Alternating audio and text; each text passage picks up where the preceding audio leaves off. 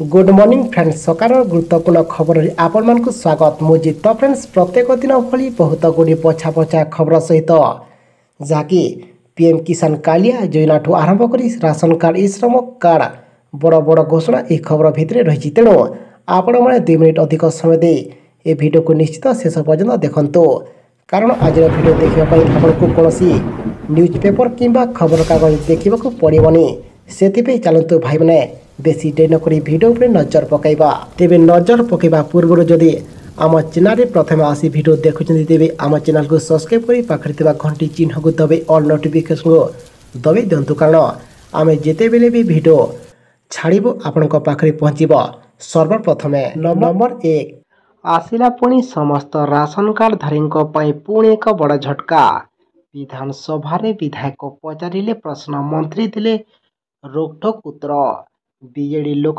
धरी हाथी थिबा अयोग्य हिताधिकारी ना कटिब इनकम टैक्स देथिबा धनी लोक ना कटिब गरीब लोक ना जोड़ब तालिकारु 16 लाख अधिक मृत लोक ना कटिब आउ लागू हेब ई केवाईसी वयस्क हिताधिकारी हेब स्वतंत्र व्यवस्था घरे बसी पाइबे सुविधा।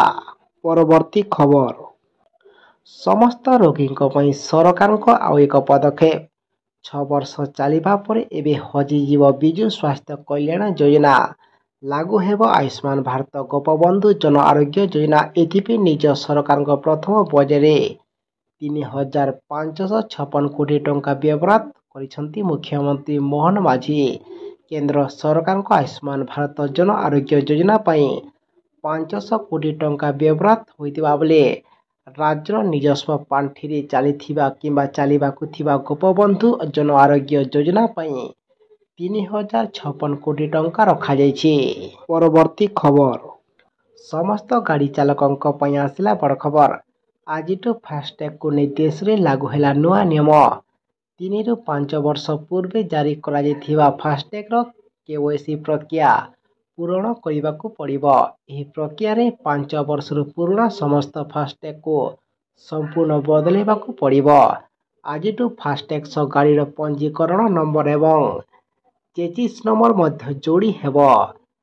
सेहीपरि आगको ही फास्टैग व्यवस्था इतिहास रचिबाकू जाउथिबार राज्यसभा सूचना दैछंती केंद्र सड़क एवं परिवहन मंत्री नीतीश गडकरी जहाँकि सैटेलाइट माध्यम कटिब टोल टैक्स प्रथम पर्याय बछा जाइथिबा देशर केतेक टोल गेट फास्टैग नियम सह यहाको पाइललिंग प्रोजेक्ट भाव कार्यकारी कराजिबो एवं यह आधारित टोल कनेक्शन फास्टैग ठारू मध्य आहुरी द्रुत हेबो बोली विभागीय मंत्री कहिसंती।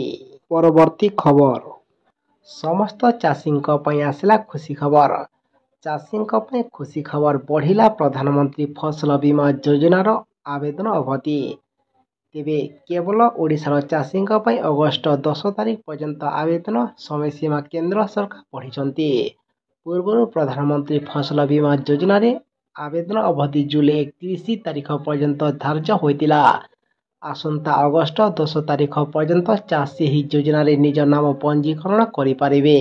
परवर्ती खबर आसिला पुणी पाणीपाग सूचना को ने पुणी एक बड़ अपडेट झारखंड छत्तीसगढ़ उपरे सृष्टि होइतिबा घूर्णी बलय गांगेय पश्चिम बंगर स्थल भाग उपरे सक्रिय रही यह प्रभाव रे राज्यर विभिन्न स्थान में मेघुआ पाग सांग को वर्षा जारी रही स्थिति प्राय 3 तारिख पर्यंत जारी रहिबार संभावना रही तेज आसंता 24 घंटा पर सुंदरगढ़ अनुगोल देवगढ़ केन्दुझर मयूरभंज रे प्रबल अति प्रबल वर्षा संभावना थिबारो पाणीपाग एही समस्त जिला को हलदिया वार्निंग जारी करिसंती एवं यह झारसुगुड़ा संबलपुर बरगड़ बलांगीर नुआपड़ा सोनपुर बौद्ध कंधमाल नयागढ़ खोर्धा कटक ढेंकानाल जाजपुर केन्द्रापड़ा भद्रक जगतसिंहपुर बालेश्वर मध्य प्रबल वर्षा संभावना नहीं हलदिया वार्निंग जारी कराइछि एवं सेहीपरि आसंता काली मध्य 6टी जिले में प्रबल वर्षा हो पारे से जिला गुड़िक है झारसुगुड़ा संबलपुर बरगड़ सुंदरगढ़ देवगढ़ केन्दुझर। परवर्ती खबर समस्त पर्यटकों खुशी खबर पर्यटकों खुशी खबर आज खोलिला भितरकनिका କୁମ୍ଭୀର ପ୍ରଜନନ ପାଇଁ 3 ମାସ ଧରି ବନ୍ଦ ରହିଥିଲା ଭିତରକନିକା ଜାତୀୟ ଉଦ୍ୟାନ। ଦୀର୍ଘ ମାସ ପରେ ଭିତରକନିକା ଖୋଲିଥିବାରୁ ପର୍ଯ୍ୟଟକଙ୍କୁ ଆକୃଷ୍ଟ କରିବାରେ ବନ ବିଭାଗ ପକ୍ଷରୁ ପ୍ରସ୍ତୁତି କରାଯାଇଛି। ଚଳିତ ଥର ଭିତରକନିକାରେ ପର୍ଯ୍ୟଟକଙ୍କ ପାଇଁ ତିଆରି ହୋଇଛି ସ୍କ୍ୱାଡ୍ ୱାକ୍। ଏହାପରେ ଯାଇ ଜଙ୍ଗଲରେ ସୌନ୍ଦର୍ଯ୍ୟକୁ ଉପଭୋଗ କରିପାରିବେ ପର୍ଯ୍ୟଟକ। ପରବର୍ତ୍ତୀ ଖବର। ଆଜିଠୁ ଲାଗିଲା ମହଙ୍ଗା ଝଟକା, ବଢ଼ିଲା ଗ୍ୟାସ୍ ଦର। ଆଜିଠୁ ଲାଗିଲା ମହଙ୍ଗା ଝଟକା। ଶସ୍ତା ହୋଇଥିବା ଗ୍ୟାସ୍ ସିଲିଣ୍ଡର ଦାମ ଚଳିତ ମାସରେ ପୁଣି ଥରେ ଉପରମୁହାଁ ହୋଇଛି। ଘରୋଇ ଗ୍ୟାସ୍ ଦର ଅପରିବର୍ତ୍ତିତ ରହିଥିବା ବେଳେ କମର୍ସିଆଲ ଗ୍ୟାସର ନୂଆ ଦର ଆଜିଠୁ ଲାଗୁ ହୋଇଛି। ତେବେ ଦିଲ୍ଲୀରେ 19 କେଜି ଗ୍ୟାସ୍ ସିଲିଣ୍ଡର ଦାମ ପୂର୍ବରୁ 1,664 ଟଙ୍କା ଥିବାବେଳେ ଏବେ ତାହା 1,652 ଟଙ୍କା 50 ପଇସାରେ ପହଞ୍ଚିଛି। ଏଠାରେ ଗ୍ୟାସ୍ ଦର 6 ଟଙ୍କା 50 ପଇସା ବଢ଼ିଛି। ପରବର୍ତ୍ତୀ ଖବର। SC/ST ଶ୍ରେଣୀର ଲୋକଙ୍କ ପାଇଁ ଆସିଲା ବଡ଼ ଖବର। ଅନୁସୂଚିତ ଜାତି SC ଏବଂ ଅନୁସୂଚିତ ଜନଜାତି STଙ୍କୁ ନେଇ ସୁପ୍ରିମକୋର୍ଟ ଏକ ବଡ଼ ରାୟ ଶୁଣାଇଛନ୍ତି। SC/ST ଶ୍ରେଣୀକୁ ରାଜ୍ୟମାନେ ଉପବର୍ଗୀକୃତ କରିପାରିବେ। 7 ଜଣ ବିଚାରପତିଙ୍କୁ ନେଇ ଗଠିତ ଏକ ସମ୍ବିଧାନ ପୀଠରେ ମୁଖ୍ୟ ବିଚାରପତି DY ଚନ୍ଦ୍ରଚୂଡ଼ଙ୍କ ବ୍ୟତୀତ justice BRY Vikram Nath, justice Bela M ଏବଂ ତ୍ରିଦେବୀ, ଜଷ୍ଟିସ ପଙ୍କଜ ମିଥଲ, ଜଷ୍ଟିସ ମନୋଜ ମିଶ୍ର ଏବଂ ଜଷ୍ଟିସ ସତୀଶ ଚନ୍ଦ୍ର ଶର୍ମା ସାମିଲ ଥିଲେ ଏବଂ ସର୍ବୋଚ୍ଚ ଅଦାଲତଙ୍କ ଏହି ଐତିହାସିକ ନିଷ୍ପତ୍ତି କ୍ରମେ SC/ST ଶ୍ରେଣୀଙ୍କୁ ସବ୍ କ୍ୟାଟେଗୋରୀରେ ସଂରକ୍ଷଣ ଦିଆଯାଇପାରିବ। ପରବର୍ତ୍ତୀ ଖବର। ଏହି ମହିଳାଙ୍କୁ ମିଳିବ 3 ଲକ୍ଷ ଟଙ୍କା। ଜନସାଧାରଣଙ୍କ ପାଇଁ କାର୍ଯ୍ୟକାରୀ ହୋଇଥିବା ଯୋଜନା ମଧ୍ୟରୁ ଏହା ଅନ୍ୟତମ। କେନ୍ଦ୍ରର ମହିଳା ବିକାଶ ନିଗମ ଏହି ଯୋଜନା ପରିଚାଳନା କରୁଛି। ଏହି ଯୋଜନା ମହିଳାଙ୍କୁ ଆତ୍ମନିର୍ଭର କରାଇବାରେ ବେଶ୍ ସହାୟକ ହୋଇଥାଏ। ତେବେ କିଭଳି ଏହି ଯୋଜନାର ଲାଭ ପାଇବା ଆସନ୍ତୁ ଜାଣିବା। ବିଶେଷ କରି ମହିଳା ବ୍ୟବସାୟୀଙ୍କୁ ଏହି ଯୋଜନାରେ ସୁବିଧା ପ୍ରଦାନ କରାଯାଉଛି। ଏଭଳି ଏକ ଯୋଜନା ମାଧ୍ୟମରେ ସହରାଞ୍ଚଳ, ଉପଖଣ୍ଡ ବା ଗ୍ରାମାଞ୍ଚଳର ବ୍ୟବସାୟରେ ମନୋନିବେଶ କରିଥିବା ମହିଳାଙ୍କୁ ସହାୟତା ପ୍ରଦାନ କରାଯାଉଛି, ଯାହାଦ୍ୱାରା ସେମାନଙ୍କ ପାରିବାରିକ ଆୟ ବୃଦ୍ଧି ପାଇବା ସହ ସେମାନଙ୍କ ଜୀବନଶୈଳୀର ବିକାଶ ହୋଇପାରିବ। ଏହି ଯୋଜନାରେ ସରକାର ମହିଳା ବ୍ୟବସାୟୀଙ୍କୁ 3 ଲକ୍ଷ ଟଙ୍କା ବିନା କୌଣସି ସୁଧରେ ଯୋଗାଇ ଦିଆଯାଉଛି। ଗ୍ରାମାଞ୍ଚଳ ମହିଳା ଚାଷୀମାନେ ମଧ୍ୟ ଏହି ଯୋଜନାରେ ସାମିଲ ହୋଇପାରିବେ। ନିୟମ ଅନୁଯାୟୀ ଏହି ଋଣ ଟଙ୍କା ଫେରସ୍ତ ମଧ୍ୟ କରିବାକୁ ହେବ। ଏହି ଯୋଜନାରେ ମହିଳାଙ୍କୁ କେବଳ ଋଣ ଯୋଗାଇ ଦିଆଯାଉ ନାହିଁ, ବରଂ ଏହି ଯୋଜନାରେ କୌଣସି ନିର୍ଦ୍ଦିଷ୍ଟ ବ୍ୟବସାୟ କରିବାକୁ ଚାହୁଁଥିବା ମହିଳାଙ୍କୁ ତାଲିମ ମଧ୍ୟ ପ୍ରଦାନ କରାଯାଉଛି। ଏଥିପାଇଁ ଆବେଦନକାରୀଙ୍କୁ କୌଣସି ବନ୍ଧକ ରଖିବାକୁ ପଡ଼ିବ ନାହିଁ। ଋଣ ପାଇଁ ବ୍ୟାଙ୍କ କୌଣସି ଶୁଳ୍କ ମଧ୍ୟ ଆଦାୟ କରିପାରିବ ନାହିଁ। ଏହି ଯୋଜନାରେ ସାମିଲ ହେବାକୁ ହେଲେ ପରିବାରର ଆୟ 1,50,000 କିମ୍ବା ତାଠାରୁ କମ୍ ହେବା ଆବଶ୍ୟକ। ତେବେ ଭିନ୍ନକ୍ଷମ ମହିଳାଙ୍କ କ୍ଷେତ୍ରରେ ଆୟ ସୀମା ନିର୍ଦ୍ଧାରିତ କରିନାହାନ୍ତି ସରକାର। ସେହିଭଳି ଆବେଦନକାରୀଙ୍କ ବୟସ 18ରୁ 55 ବର୍ଷ ମଧ୍ୟରେ ହୋଇଥିବା ଆବଶ୍ୟକ। ଏହି ଯୋଜନାରେ ସାମିଲ ହେବାକୁ କେତେକ ନିର୍ଦ୍ଦିଷ୍ଟ ଦସ୍ତାବିଜର ଆବଶ୍ୟକତା ରହିଛି।